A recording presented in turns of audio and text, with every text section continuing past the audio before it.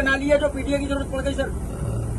मेरे साथी, पीडीए पहले बना, इंडिया बाद में बना, और उसके बाद मैंने कई मौकों पर कहा कि इंडिया गठबंधन जरूर है, लेकिन हमारी स्ट्रेटेजी पीडीए है और पीडीए ही एनडीए को हराएगा।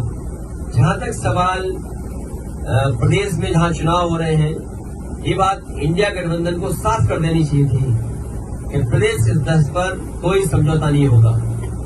मुझे लगा जब मध्य प्रदेश के नेता ने और उनके जो पूर्व मुख्यमंत्री रहे, उन्होंने हमसे जब बात की और कहा कि आप किन सीटों को चाहते हैं, तो मैंने उत्तर प्रदेश में या मध्य प्रदेश में जो समाजवादी पार्टी की परफॉर्मेंस थी समय समय के चुनाव में, वो पूरी परफॉर्मेंस भेज दी।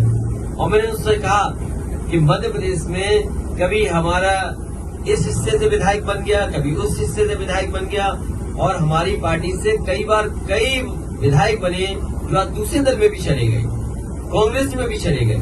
और मैंने याद दिलाया कि जिस समय कांग्रेस को समर्थन की जरूरत थी, उसमें सबसे पहले समाजवादी पार्टी के विधायक ने समर्थन किया था और सरकार बनी थी।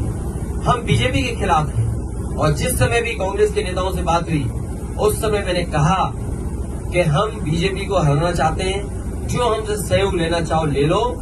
और उस समय उन्होंने बैठक करके रात में 1 बजे बैठ करके, जिसमें हमारी पार्टी के एमएलसी रहे श्याम सुंदर जी, विधायक रहे दीपक, हमारे प्रदेश के अध्यक्ष, पार्टी के संगठन के डॉक्टर मनोज, इन लोगों ने बैठ करके कांग्रेस के वरिष्ठ नेता, दोनों पूर्व मुख्यमंत्रियों से बात की। उन्होंने रात के 1 बजे जब मीटिंग खत्म हुई, उन्होंने आश्वासन दिया कि 6 सीटें लगभग आपको दी जा सकती हैं, और वो खबर अखबार में भी छपी। मुझे भरोसा हो गया कि 6 नहीं, कम से कम 4 दे देंगे।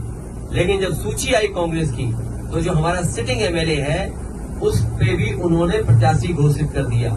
इसलिए मजबूरी में समाजवादियों को अपने जहां मजबूत क्षेत्र है, वहां पर कार्यकर्ताओं की भावना को समझते हुए हमें लड़ाना पड़ रहा है। मैं ये भरोसा दिलाता हूं कि समाजवादी पार्टी उन्हीं सीटों पर लड़ेगी जहां पार्टी का संगठन है, या संगठन उनको कहेगा हम बीजेपी को हराना चाहते हैं, तो उस लक्ष्य में हम लोग आगे बढ़ेंगे।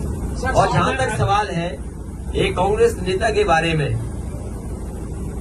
आजमगढ़ का रिश्ता समाजवादियों से बहुत गहरा है। अगर कोई आजमगढ़ पर टिप्पणी करेगा तो वो लोग भी सुनने के लिए तैयार रहे, या फिर सोच समझ करके बोले।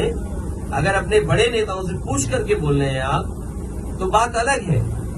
लेकिन अगर आप आजमगढ़ पर कुछ बोलेंगे, जो इमोशन आजमगढ़ से समाजवादियों का है, हो सकता है कांग्रेस का इमोशन रायबरेली और अमेठी में भी वही हो। तो हम लोगों ने कभी टिप्पणी रायबरेली और अमेठी पे नहीं की, इसलिए उनको सावधान रहना चाहिए। आजमगढ़ जैसी जगह पर उसी तरह के इमोशन का भाव है, इसलिए टिप्पणी करने से पहले बहुत सोचना चाहिए।